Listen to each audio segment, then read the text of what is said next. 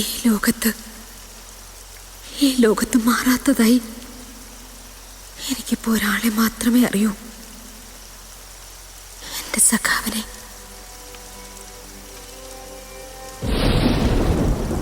വീണ്ടും മഴദൈവങ്ങൾ ആർത്തട്ടഹസിക്കുകയാണ്.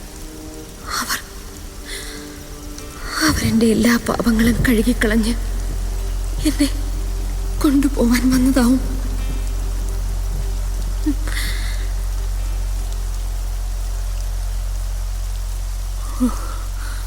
മഴയുടെ ഈ ആർത്തിരമ്പൽ എനിക്കെപ്പോഴും ഇഷ്ടമാണ്.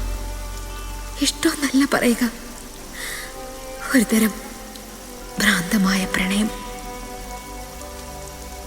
പുതുമഴയേറ്റ മണ്ണിന്റെ ഗന്ധം എത്ര വശ്യമാണെന്നോ.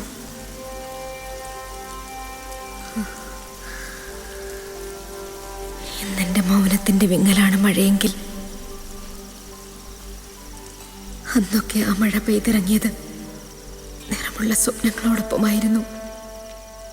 മഴയ്ക്ക് കോട്ടിനായി വന്നിരുന്നത് എന്റെ പ്രണയവും. കല്യാണം കഴിഞ്ഞ എന്റെ കാര്യം പോക്കാവുന്ന തോന്നുന്നു. എന്തേ, നിനക്ക് പേടിയുണ്ടോ? ഇല്ലാണ്ടില്ല. പിന്നെ എന്റെ സഖാവേട്ടൻ കൂടെ ഉള്ളപ്പോ ഞാൻ എന്തിനാ പേടിക്കുന്നേ? എന്തേ, സഖാവേട്ടന് പേടിയുണ്ടോ? നീയല്ലേ കൂടെയുള്ളത്, ഏത് സഖാവും പേടിച്ചു പോകും. എടാ, നമ്മുടെ കലാജാഥ പലരുടെയും ഉറക്കം കെടുത്തുന്നുണ്ട്. നിന്റെ കാര്യത്തിൽ എനിക്ക് പേടി. വേണ്ട, അതൊക്കെ പറഞ്ഞ എനിക്ക് പേടിയാവും. അയ്യേ, ഇത്രയുള്ള നിന്റെ ധൈര്യം? ഇങ്ങനെ കൊഞ്ചിച്ചോണ്ടിരുന്നോ, എന്നെ വല്ല ഉദ്യോഗസ്ഥരും വന്ന് കല്യാണം കഴിച്ചോണ്ട് പോവും. ആരെങ്കിലും കെട്ടാൻ വന്നാൽ നീ പറഞ്ഞാ മതി നീ ഈ സഖാവിന്റേതാണെന്ന്. കളി പറഞ്ഞതല്ല, കാര്യായിട്ടാ. വീട്ടിൽ ആലോചന തുടങ്ങിയിട്ടുണ്ട്. അച്ഛൻ പെൻഷൻ ആയപ്പോ കിട്ടിയ കാശും പുരയിടം വെച്ച് ബാങ്ക് വായ്പ എടുത്ത കാശും കുറിക്കമ്പനിയിൽ ഇട്ടിരിക്കുക എന്റെ കല്യാണത്തിന്.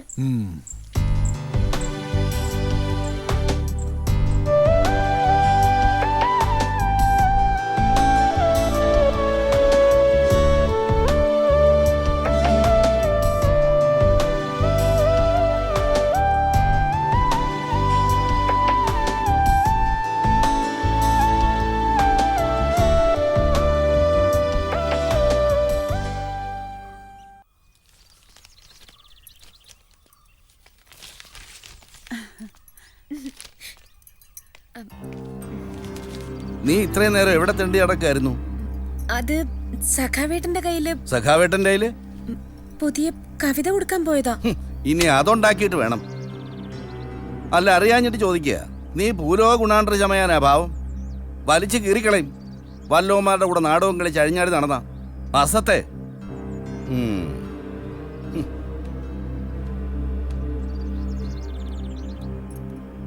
മോളെ, അമ്മ, ഞാൻ മോള് കാര്യാക്കണ്ട.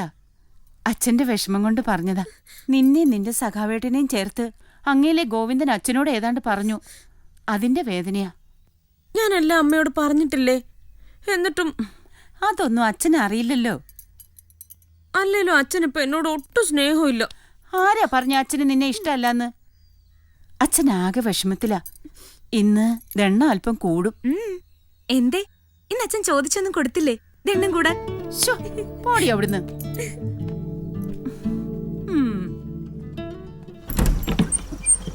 ചേച്ചി,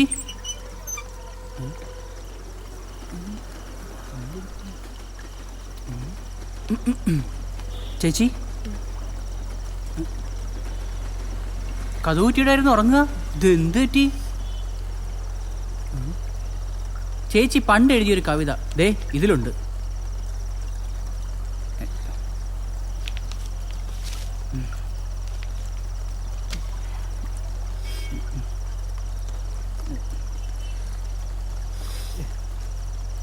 നീ പോകുമ്പോ കഥ കടച്ചേക്ക്. ഞാൻ പോയേക്കാവേ.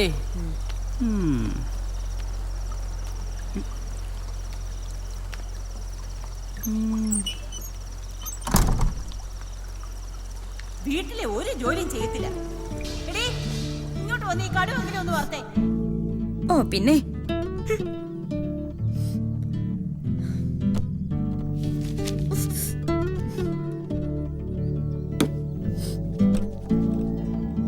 നീ എന്തെടുക്ക അവിടെ? ഇങ്ങോട്ട് വന്ന് ഈ തേങ്ങ ഒന്ന് ചുരണ്ടിക്കേ. ഞാൻ കുളിക്കാൻ പോവാ.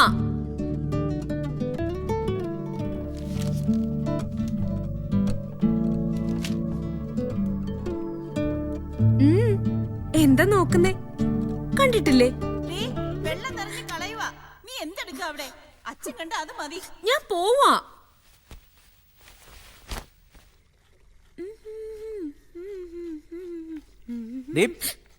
ഇത്തിരി കൂടി പോകുന്നുണ്ട്. മര്യാദയ്ക്ക് അടങ്ങി ഒതുങ്ങി നടക്കാൻ വയ്യല്ലേ? ചുമ്മാ ആൾക്കാരെ കൊണ്ട് അതും ഇതും പറയിപ്പിക്കാൻ. പോയി നീരാട്. അവനെ എനിക്കൊന്ന് കാണണം. പിന്നെ നാടകമൊന്നും തേങ്ങന്നൊക്കെ പറഞ്ഞു നടന്ന് പെണ്ണ് വഷളായി.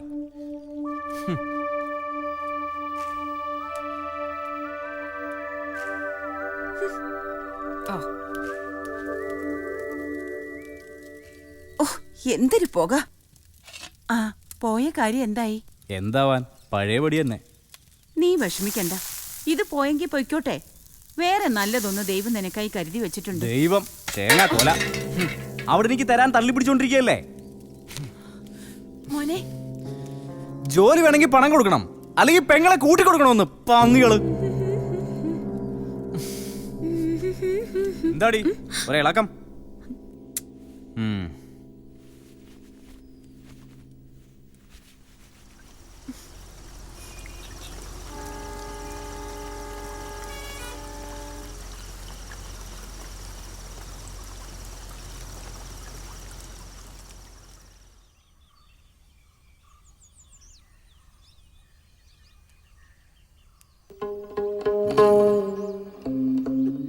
ഒരാഴ്ചയായി ഈ കരച്ചിലും വിളിയും തുടങ്ങിയിട്ട്. ഇനിയെങ്കിലും നിർത്തിക്കൂടെ? ഇതുവരെ കഴിഞ്ഞില്ലേ? എന്റെ അമ്മ ഇങ്ങനെ കരയല്ലേ? എനിക്കത് സങ്കടാവില്ലേ? എനിക്കെല്ലാം കളിയാ. ഉള്ള കിടപ്പാടം കൂടി പണയം വെച്ച ആ മഹാഭാവിയുടെ കുറിക്കമ്പനിയിൽ ഇട്ടത് അതിങ്ങനെയായി. അമ്മേ, ഇങ്ങനെ നാടക നടികളെ പോലെ മോങ്ങിക്കൊണ്ടിരുന്ന കാശ് കിട്ടുവോ? അച്ഛന് കള്ളു കുടിക്കാൻ ഒരു കാരണം കിട്ടിയത് മാത്രം മിച്ചം. എഴുന്നേറ്റെ, എഴുന്നേക്കമ്മേ.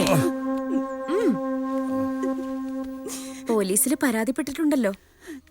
നമ്മുടെ കാശ് കിട്ടാൻ അവരെന്തെങ്കിലും വഴി കണ്ടെത്തും. അവനെ പിടിച്ചിട്ട് നഞ്ചായി. ആ മഹാഭാവിയുടെ കയ്യില് കാശൊന്നും ഇല്ലെന്ന് അവര് പറയുന്നേ. അങ്ങനെ വരത്തുള്ളൂ. എന്നെ വിഷമിപ്പിച്ച കാശാണത്. പെൻഷനിൽ ആകെ 1 ലക്ഷമല്ല ഞാൻ ചോദിച്ചോളൂ ആ SI പോസ്റ്റ് വാങ്ങാൻ. തരാതെ കൊണ്ട് തള്ളിയല്ലേ? അനുഭവിച്ചോ. കിടക്കണ കിടപ്പ് കണ്ടില്ലേ? ആനന്ദ ലഹരിയില് ശാവം. വേണ്ട, അച്ഛനെ കുറിച്ച് ഇനി ഒരക്ഷരം മിണ്ടരുത്. നീ അകത്ത് പോ. ഓ, എത്തിയല്ലോ ന്യായീകരിക്കാൻ. ഇത്ര നേരം എവിടെ ആയിരുന്നടി? നാടകത്തിന്റെ റിഹേഴ്സലിനും തന്തേ പോലെ തന്നെ നാട്ടുകാരെ കൊണ്ട് അതും ഇതും പറയിക്കാൻ. ആ കള്ള തെണ്ടിയുടെ കൂടെ സഖാവ് വിളിക്കാൻ ഒരു പെട്ടോള്. എവിടെയെങ്കിലും പോയി തോലേ.